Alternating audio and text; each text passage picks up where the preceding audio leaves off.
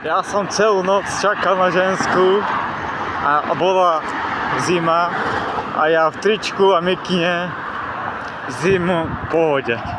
Takže ja neviem, jaká zima ráno je, keď je 6:14 a ja som bol celú noc na ulici, na chodníku som stál, koukal, pozeral, pýtal sa a pohoda, všetko. Hej, takže neviem, no. Že celú noc som bol vonka, tak ako som oblečený. Teraz sa akorát ponáhľam do práce, rýchlo, do jednej, do druhej roboty. A dúfajme, no, že bude lepšie aj Slovákom, aj Čechom, lebo som Slovák.